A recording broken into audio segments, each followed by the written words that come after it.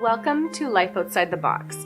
On this program, we share stories of individuals that have been impacted by a variety of health and life issues, but have found the inner strength to overcome, survive, and thrive. I often felt alone in my struggles and wished for someone to relate to. My hope is that Life Outside the Box can show you, with real-life examples, that people are thriving in sometimes less than conventional ways. I'm really excited to introduce you to my guest, Mark. He has a very deep and captivating story to share with all of us. His battle with depression and frightening medical condition of his nervous system will leave you mesmerized, as I know it did that for me. Mark is so courageous. Without further ado, I would like to welcome Mark to Life Outside the Box.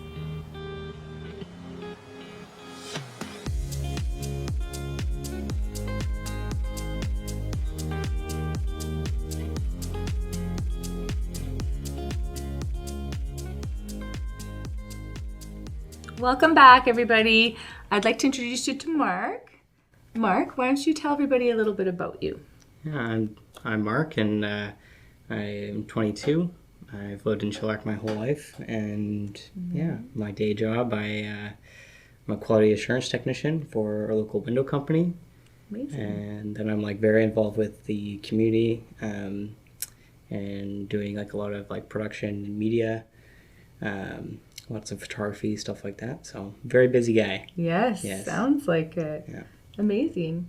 Well, why don't we get right into it and talk about a little bit about where this all started and your start of your journey. You've had some difficult times, ups and downs throughout your life, and Yeah, I mean, all the way back to elementary school. I struggled on and off with depression my whole life. Okay. And it's growing up, I didn't have a ton of friends, and kind of always just struggled in school, just with homework and stuff like that. And then academics and stuff. Yeah. Okay. And then on top of that was the social aspect of things, just not having many friends, and then there was unfortunately a lot of bullying even in in elementary school. Oh wow! Already. Yeah, so it was not off to a great start. No. with my social life, and things kind of escalated from there. Elementary school was pretty rough. Not a ton of physical bullying, but a lot of just just mean words and just words the can name cut like calling. knives, right? That's hard. And so I had already struggled with self-esteem and any confidence. It just wasn't there. No. As things went on, middle school, it was pretty tough. I had my few close friends, and there was a couple main bullies, I guess, that would always pick on me, and I really struggled with that, especially into high school as well. Just the depression was bad. I struggled a lot with just even just basic hygiene stuff. Yeah. Well, and as a teenager, that's already a tough place to be in. You're changing, you're growing so much, so that's definitely. Yeah, even just it's almost a little bit embarrassing to say now still, but I had struggled so much with just brushing my teeth. Yeah. It was never drilled into me as a habit as a kid. Okay. And it was something that I was super insecure about for the longest time, was my smile. I would never smile with my teeth showing, because it was just I was just always so insecure about it. And even to this day, I still struggle sometimes with just brushing my teeth. It's definitely a better habit now, of course, but it's not every day, right? Yeah. It's as much as I wish it was. It's still hard sometimes, right? That's something that you learn from younger to kind of keep in your routine. And, yeah. But on and off with depression, and then it was in high school it was I thrived pretty well in grade 11. Okay. I had a close group of friends then. I was dealing with a little bit of medical stuff at the time, and then back in middle school as well. And but I was like, it was pretty good. I had my close friends and whatnot. And then grade 12 hit, and it was a lot of just like, didn't really care. I don't know what kind of got into me. I just last year's school, and it was like, just whatever, right? Yeah. And then it was spring break. It was 2020, the March of 2020. The COVID times. So we were told, we might have an extended spring break. Oh, we sure did. Mm-hmm. It was a long one. Yeah, and of course that kind of brought me back in a spiral. Like, I was on and off with depression for so long, and then grade 11 was pretty decent, dealing with some medical stuff, and then grade 12 was just kind of iffy, struggled with schoolwork again, and then COVID hit, and snowballed. Yeah, things got bad. Oh. So when COVID hit, was that just something that really triggered you as far as like your depression setting in, or is it just being isolated, like you probably felt like when you were in elementary? Yeah, just the isolation, because again, like growing up, I didn't have a ton of close friends, and then I had finally had some close friends in like grade 11, and then that grade 12 year, things got a little bit rough. COVID, actually one of my close friends had moved away, and so it was like already disconnected there. Right, and then COVID was so isolating, and when I get isolated, I just like, I would then push people away even further, right? So it was already not great for me then, just the isolation, and then probably the depression and anxiety made my medical stuff worse. And so everything just snowballed, because it was like the isolation, the depression came back, the medical stuff, and then it was the worries about the medical stuff, which made the depression worse. Even more, and then, of course, everything just happened all at once. It was like, I think it was May of 2020, I guess. It was like complete shutdown. I remember they had said, just like, can't go to the restaurants, can't do anything. Like I remember it was, just complete shutdown. And there was just like, there had already been previous years where like May had already been a tough time for me. There's a lot of like previous trauma in the month of May. It reoccurs sometimes, right? So it was like, of course, your body knows. And so it was like already falling into that depression, and then just more and more things were happening, dealing with some more medical stuff. At that point, I had actually had my license revoked as well due to some medical stuff. Oh, no. And so it was the combination of the isolation, the not seeing the friends, the one friend had moved away, the not being able to drive. Oh my goodness, it's like snowballed. And then during that month too, my girlfriend at the time, we'd actually just split up, and it was just everything all at once. Felt like just like... And... Shoot. So when you had, like you said, like you had some medical, like things, like what were some of the things that you were struggling with So backtrack to middle school. I think it was grade 8, and I was doing pretty fine. Like, I was overweight at the time. And I remember the first day that I like really dealt with something serious was I was sitting in my science class. It was the start of the class. The science teacher asked us to pull out our textbooks. I realized I forgot mine in my locker. So I asked the teacher, I'm like, hey, can I go grab my textbook from my locker? I stand up, and I start feeling like a little nauseous, and I'm like, that's kind of weird, but I walk down the hall. My locker was on the same floor, just down the hall. Maybe like 2-minute walk, not even, right? Yeah. I go to my locker and I'm just like everything just feels heavy. And I just start sweating like crazy. I go to open my locker. All of a sudden, my vision just gets super blurred. I get ringing in my ears. Oh, my goodness. Can't hear anything. I turn around. I see the principal down the hall. And then, like, within seconds, I was going down. Like, I was... Wow. I So it was about to almost like pass sudden, out. but like it kind of gradually went into that, like, but then quick. Yeah, and I had no idea what was going on. I was freaking out. Yeah. Right? Would too. And I think it was the vice principal. But I was going down. He dove and caught my head before I hit the floor. Yeah. Wow. So I was passing out, and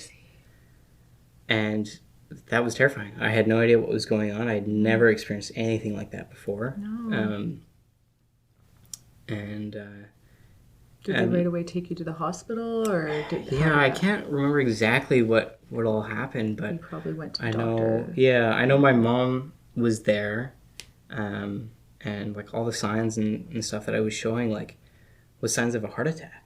Oh wow. Or like a not a heart attack, like a stroke or something, but something heart related, right? Yeah. And so it was like, it was pretty serious. We're like, what is going on? And it's like, this is grade 8. Yeah. Like, I shouldn't be this unhealthy, right? Like, yeah. So that then triggered a whole lot of testing and a whole lot of, like, just looking into what was going on. These different stress tests, where they hook up all the stuff to you and you run on a treadmill and whatnot. So over the years, it was a whole lot of testing. I was initially diagnosed with what they had called vasovagal syncope, which basically fainting episodes. It's just like your vasovagal nerve and like your nervous system. It just kind of, I don't know the best way to explain it, but shuts down. The doctor, he basically explained to me that it's basically your nervous system and your brain they don't communicate properly, and it just sends all these different signals, and so that was causing the blurred vision, the ringing, the intense sweating. Like, it just sends all these signals all at once. So that's what I was originally diagnosed with, but it was such a vague diagnosis. And did they say that there was treatment for it? No, like it was just like increase my water intake and increase my salt intake, actually. Okay. Yeah. And so I did. Yeah. And so, like, since middle school, I've been doing that. Like, but as time went on, I was having different symptoms, and things were changing. It wasn't consistent, so they wanted to do more tests. It was, again, more stress tests, more blood work, more. I couldn't even tell you the amount of stuff. Later down the line. So, kind of back to jumping ahead a bit, back to like COVID and stuff was. After we had done a bunch of testing, they had diagnosed me with what they call dysautonomia. Okay. Very similar thing to vasovagal syncope. I believe it's actually a type of dysautonomia. But again, just my autonomic nervous system not quite functioning properly. And are they related? Is that how it works? Or it's just one is one and the other? Yeah, I'm still learning. Like, I'm still trying to figure out what exactly it is, right? Yeah. But yeah, so jumping forward again to high school there, and the start of COVID, and that time in May, I had just bought my first car. Yay! So just bought my first car, and I was like, that was like the joy that I was holding on to at that time through all the depression, whatever. Yep. And at that time, they were still doing testing, whatever. The 2 days after I bought my car, I had thrown the insurance on. I drove it around for 1 day. I get told, you're not allowed to drive. What? And so again, it was just another Someone's thing just that like, was just like, it's like, oh, and then no. Yeah. Oh, shoot. Because they want to do more testing because things were changing again. Kept having these fainting episodes. And of course, I mean, they want to make sure that I'm safe on the road. Right? Yeah, definitely. It wasn't like an attack on you. It was just like, Yeah. And so, yeah, there was depression had really spiraled during that time. Yeah, there was just all the testing and stuff. We'll get to a bit more of it later. There was some scans, but I believe that was in 2021, so about a year later. Okay. But yeah, the depression had gotten so bad that in May of 2020, I was at the end of myself. Like, it was just, everything had snowballed. Just a combination of some trauma with some family stuff with my dad. The girlfriend at the time, we had just splitting up. COVID happened. I had my license taken away. My best friend had moved away. Like, I was just so isolated. Yeah, all at once. Yeah, I remember the night pretty vividly that I told myself I was done. Oh my goodness. It was a lot. Yeah. That day I'd spent majority of it in bed. I finally got like the ability to get up out of bed, and of course I just stayed at home. I finally got the ability to just clean my room, and I was like somewhat happy with myself because I was like, okay, like room's clean, organized, whatever, right? But then as the night went on, like after a certain time in the night, you get in your own thoughts, right? And you're up late. Yeah. And I'm there. I'm just like, I'm sitting on the edge of my bed, and I'm like this. I'm just like, I'm looking down, and just thoughts are racing, and so much going through my mind. And I didn't know what I wanted. I knew I didn't want to hurt myself, but I didn't know what to do. Yeah. And it got to the point where I was actually sitting there at the edge of my bed with a rope around my neck. Oh, no. I was done. Wow. And I just sat there. I probably sat there for, 5-10 minutes. I was just bawling my eyes out with a rope around my neck. Oh my gosh. And I didn't know what I wanted. And completely out of the blue, I actually had an old friend of mine. I got a message. And this was odd because it's probably about 12:30 in the morning. Oh, wow. Right? It was just after midnight. Not a usual time he would call, I guess. No. Yeah, she had messaged me, and I hadn't even heard from her in a little bit because again COVID and everybody was just isolated, and it was literally just a message like, "How are you doing?" Wow. And of course that made me just break down even more. Yeah, of right? course. Yeah. And I was like, well, not so great. Is that the right? real story or the yeah. So after messaging back and forth with her for a bit and just talking about everything that was going on, she finally convinced me to call for help. So good. And so Angel. So I had I dialed 911 because I didn't know what else to do. Yeah. And I remember actually I was frustrated.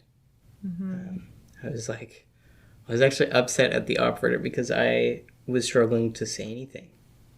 And they're on the line. They're like, well, of course, like it's their job to figure out what's going on, of course, right? Yeah. But the operator, she's like, hello, like what's going on, like, but not in a super like kind voice, right? Because like, they're just trying to figure out what's going on, yeah. right? And I'm like struggling to say anything, and then they could tell that I was really upset. And then they clued in like, okay, something's not right. Yeah. And I think I spent about 10 minutes on the phone with the 911 operator. Wow. Just telling them, just pouring my heart out. And I was scared because I didn't know what was going to happen. Yeah. And she had told me that they were sending an officer to my house. Okay. And she said that she needed me to go wake up my mom and tell her what was going on. And that was really hard for me to do. Yeah. I probably sat there for another 5 minutes. Like, I'm like, no, I can't. But I finally got up and I walked over to my mom's room and knocked on the door. And, you know, she didn't wake up at first, and I'm just like shaking her, and she's like, what's going on? And I'm still bawling my eyes out, and I couldn't even tell her what was going on. All I could say was, I'm sorry. Because I felt guilty for bringing this into everybody else, right? Yeah. Like, all I could say just over and over again was, I'm sorry. And she's well, of course she's worried. Yeah, like, she's trying to figure out what's going happening? on. Like, I'm on the phone with police or with the 911 operator, and all I can say is, I'm sorry. Yeah, and you couldn't explain yourself because you were in such a... Yeah. Wow. So eventually I literally just gave my phone to my mom, and the 911 operator had to explain to her what was going on. Yeah. And then, it was not even 2 minutes later. I mean, they had already sent an officer to my house. Okay. So they came in, and we had sat down, had a conversation, and then they told me that they were detaining me under the Mental Health Act. Wow. Ugh. And scary. That was even more, like, overwhelming. Yeah, because it was like, gut-wrenching. So, well, they put you in handcuffs. Ugh. Right? So they put me in handcuffs, put me in their cruiser and stuff, and they took me to the hospital. Wow. And so that was a very late night.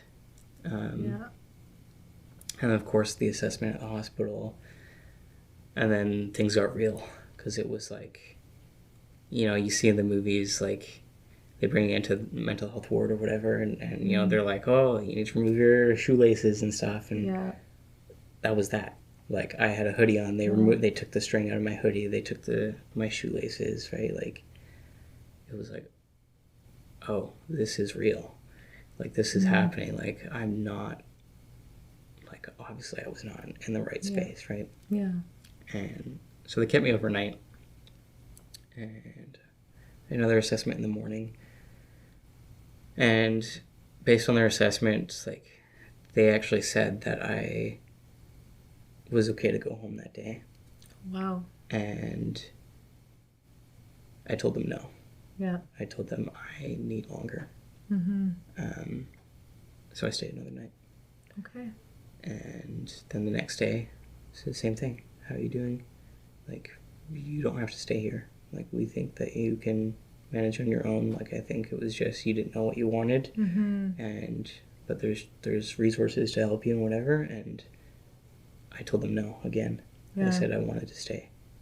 So in total, I stayed for 4 nights. Wow.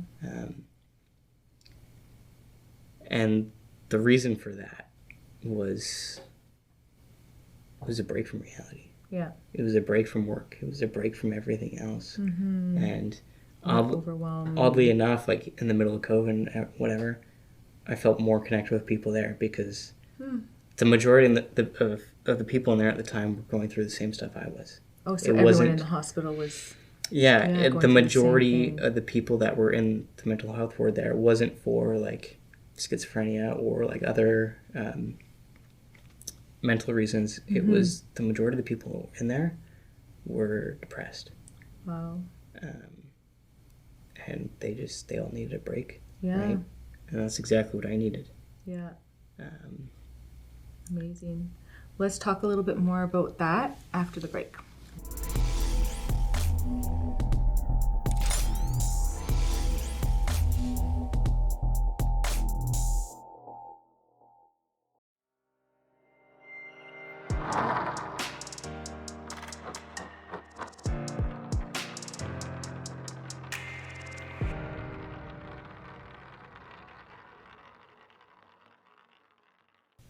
Hi, everybody. Welcome back. So, Mark, we were talking about you being in the hospital and going through all your depression circumstances. And I know you mentioned some of the health issues that you were going through. Why don't we discuss a little bit more about that? Yeah, so during all that testing with the fainting episodes and stuff like that, they had also done a few head imaging, like MRIs, some brain scans. I believe there was one done in 2017, 2018, around that time. Okay. And there's nothing found. I was like, okay, well, good to know, right? Yeah. As time went on and these episodes were changing a bit, and then I mentioned before I had my license taken away. Yes. They had done another brain scan, I believe, in 2020. And they found a spot on my brain. Okay. And they said they're not really sure what it was, but it was fairly small and it was in a good location, right? Okay. Yeah, whatever that means. And basically told me, don't worry about it. We're going to monitor it. Like, doesn't seem to be affecting your daily life. Yeah, right? Easier said than done. Yeah, right? It's like, you have all these medical issues, and then they say it doesn't seem to be affecting your daily life, and not to worry about it. Yeah. But I'm still having all these other issues, right? Exactly. So, the following year, another follow-up scan, stuff like that. And I believe September of 2021, I was just aging out of Children's Hospital. I was being followed at Children's. Okay. And I had a follow-up with my neurologist. Mm-hmm. And she had said that what they believed to be just a low-grade tumor had slightly grown. Okay. And that was the last thing I was told. And just leave you hanging? Yeah, pretty much. Thank you. And that was so frustrating because, again, it was like aged out of Children's Hospital, but my neurologist had told me that she would continue to follow up with me. Okay. And that we would just do a follow-up scan, right? She said, no need to worry about it. We're going to follow up. It hadn't grown a ton, but it had still slightly grown. About a year goes by. I hear nothing. From the neurologist? Hear nothing. Oh my goodness. No word of just like a follow-up appointment, right? Like, and so during that time, like I'm trying to follow up, trying to figure out what's going on. Like, you even tried to call them and everything? Many times. But eventually I went to my family doctor and I got referred to a different neurologist. To this day, I still have never heard back from the original neurologist, right? And it was because of transition. I was aged out of Children's and like, they never got back to me. And oh my goodness. So it was like that. You're an adult now, right? So kind of scary times, but followed up with a new neurologist. She took on my case and she's been great. She's been great. And then so there's been a few more scans since then. Mm-hmm. There was one that I believe it showing it was stable, and then there was one that they were unsure. Just with the different scans and whatever, that it could have been variants in the scan. They said that it was possibly that it was shrinking. Oh, nice. So that was nice to hear. And then these last couple scans, it's just been stable. Good. That's good news. That has been good. Mm-hmm. As of recently, though, I've been dealing with some other medical stuff as well again. Oh, wow. Kind of similar to these other episodes that I was having. Mm-hmm. Like these fainting episodes and stuff. Yeah. But pretty severe. For example, this show actually we had to cancel. Yeah, I remember. I know. Yeah. Right.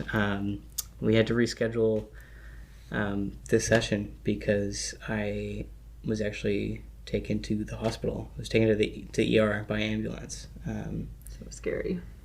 Dealing with some other medical stuff. So there's more testing at this point. They're checking my heart again. I've got another follow-up MRI next month. Wow. And then follow up with my neurologist and whatnot moving forward then. Yeah. It's good that they're following up with you and you're actually getting some leeway. Yeah. Hopefully. So lots of medical stuff, but and then combined with depression but I'm still here. You are. And I'm still pushing through. You are. And and so when you went through like the medical things, and I guess somewhere in between there, like what was it that, because like you seem to be handling the situation quite well. You're here. Yes. You were in the hospital last week, but you're here. Yes. So, like what kind of things did you do to get through the hump, I guess? I don't know. Like you seem to be in good spirits. There was a lot. I mean, don't get me wrong. It was a battle. Of course. It was, and it still is day to day. I was a part of this really good program in the end of middle school and in high school called Learning to Lead. It was through local organization PCRS. And basically the aim of the program was to take youth that were either, dealing with drug abuse or youth that were just dealing with hardships or, were just maybe a bit isolated, didn't have a ton of close friends or whatever, and to take them and to put them in these groups together and build those relationships and these like weekly resiliency groups, just like teaching us how to deal with stress and like how to manage that kind of stuff. Amazing. And that helped me through a ton of stuff. Like so good. That my group and those leaders, I owe my life to them, really, right? Because without them, like, I don't think I would be here. Wow. They're a huge support for you. Yeah. And huge. Yeah, a lot of it was the support from them. And yeah, and then just really for myself, just the tired of being tired. Yeah. Just the fed up with everything. Like, I mean, I got to the point where I was in the hospital. Yeah. And that scared me. I didn't want to get to that point again. And that almost, like, lit a fire under my butt. Because it was just like, I don't want to be there again. Yeah, all done. And I can't do it. I can't do that. And so it was hard. It was really hard. I mean, that's been over the last 5 years of like when I was at my breaking point, but dealing back with depression since elementary school. My whole life I've been dealing with it. It's just like a cycle of life that you constantly had like hanging over you, right? Like that's so hard. But even day to day, like I really don't know how I'm doing it. I keep pushing through and you got a lot of courage going through everything you've been through. Yeah. Even just over this last, another thing that had really helped was through my church. There's this program called Freedom Session. And they say it's for anybody and everyone. Yeah. It doesn't matter what walk of life you've come from and that it's for anybody. And it's based off of like the 12 steps of recovery program. But it just takes a more like faith-based approach to it and more of like a generalized, like not necessarily with alcohol or drugs or whatever, but just working through your trauma and stuff like that. And that's such an incredible course. That's amazing. Yeah, it was brutal. That was like the hardest. Yeah, digging deep. One of the hardest things I had ever done. Oh. It was 8 months long of just digging into myself. Wow. Was it once a week or was it just... Pretty much once a week. There was a few off weeks where it was like you skip a week, whatever. Yeah. But just digging into so much. And at the beginning of the course, I had told myself, I was like, I don't really need this, but I wanted to check it out, right? I was like, it could be good. A couple weeks in, I wanted to quit. Oh, wow. I wanted to quit badly. Hard. I thought I was good. I thought I was good at the time. I had even told myself I was ready for a new relationship. And there was a girl that I was seeing at the time. Quickly, I realized I was not. And things didn't work out at that time. Yeah. And I really dove into just focusing on working on myself. Amazing. And I came out of it. I completed the course. So good. Congrats. I did that, and where I'm at now, like, it's incredible. Like, through that through that journey as well, a freedom session, I wanted to get in shape again as well. And I had given myself this like 100-day challenge of cool. like just, all right, 100 days, just put all I got into it. Just going to the gym, eating right, you know, fluids intake, whatever, right? While doing that course. Oh, in the middle of it. Yeah, in the middle of it. So that's like so much. Yeah. You're just like, I'm carrying it all. And so the end of that, and the end of that 100 days actually had landed in the middle of May. And like I said before, May had previously been like a really tough month for me. It was like a rough month, yeah. So I completed this 100 days, and I felt great. I felt great about myself. So cool. I had also just finished Freedom Session maybe a month prior. Okay. Before you... Oh, yeah, okay. Right? And so I was in a much better mental space, and then now I was in a much better physical space too. And I was messaging my mom that morning on like my day 100, right? Yeah. And as out of the blue, there's two things I didn't realize that day. One, that it was my day 100. And I'm messaging my mom in the morning. I'm like, I was just feeling good that day. Yeah. And I don't know why. Yeah. I was so like, funny. I was messaging her, and I was like, you know, like, I'm doing really good. And I told her, I messaged her, I said, I'm happy.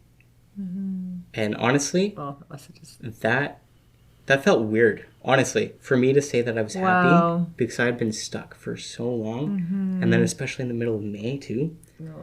But later that day, I realized it was my day 100, right? And I had gone to my parents' place to go visit my mom. And the other thing I realized that day was it was to the day 5 years since I had a rope around my neck. Oh my gosh. So not only was it the day that, you know, was my day 100, I completed this challenge for myself. I had just finished Freedom Session. Whoa. And it was 5 years to the day. It's like symbolic. Like, that's so cool. That I... like meant to be. Was at the end of myself. Yeah. And my mom and I, like, standing in the kitchen, hugging, and just bawling our eyes out. Yeah. But joy. happy tears. Yes, joy, right? Yeah. So cool. So just to see where I've gone over the last 5 years, my whole life, really. For sure. I never thought I would be where I'd be right now. And like I said, I'm happy. I'm content. I am actually the girl that I was seeing before I started Freedom Session that I thought I was ready to be in a relationship with is now my current girlfriend as well. Oh, yay! So it's just like awesome. so many things fell into place, and it's all like in that path. Just it's incredible. Meant to be, The work that God has done in my life too, like just it's incredible. Like so cool. And other people have noticed too. Like I've had people tell me like, wow, you are a different person. Completely different. Yeah. Such a transformation, hey? Yeah. And I'm happy. Cool. Congrats. I'm happy. I love this. Yeah. So good. I love that, you know, you're able to share this whole story because it's deep and some valleys and some, you know, wins and it was all a the lot. Things. Yeah. And now looking back, you can be like where I was to where I am now. And yeah.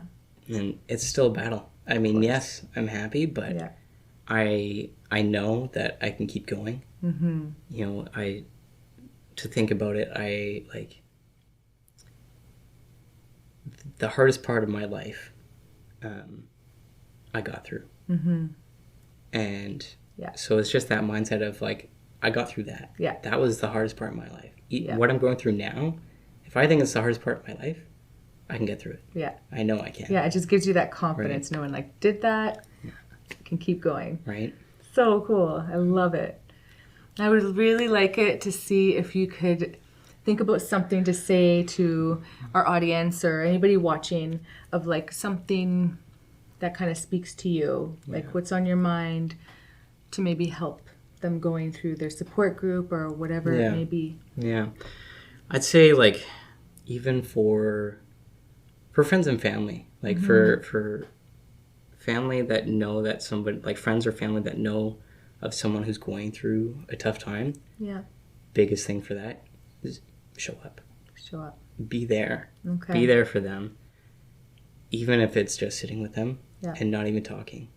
Like just having somebody there that's made a huge impact in my life. Just the presence of someone. Yeah. Just knowing that I'm not alone.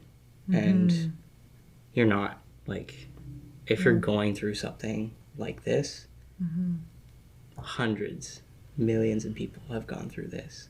Yeah. Right? They've gone through these hardships. And so many of them have gone through it. Yeah. Including myself. And here you are. Right? And for my own mindset, for if you're in this space, you got to give yourself more credit. You've come a long way.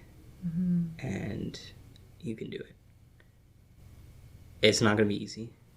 And it's going to take longer than you might think. I mean, for me, it's been my whole life.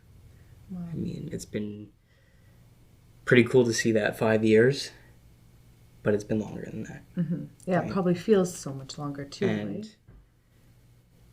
But the mindset for myself now is that if I can just be 1% better each day, it's a small percentage. I love that. Over time, it's huge. It is. It's huge. Just one step each day. One step at a time. Yeah. Right? It's incredible how far you can get if you just give it some time. Time heals. Yeah. Amazing. Yeah. Oh, thank you so much, Mark, for coming on the Thank you show for and having me. telling your story, and such an amazing story. I'm really proud of you for doing all that you've done and where you're at today. So yeah, it's next journey of figuring out what this other medical stuff is. Yeah. But like I said, I've gone through tough things, and I know I can do hard things. you can do hard things. Amazing. Thank you. Well, we'll see you after the break.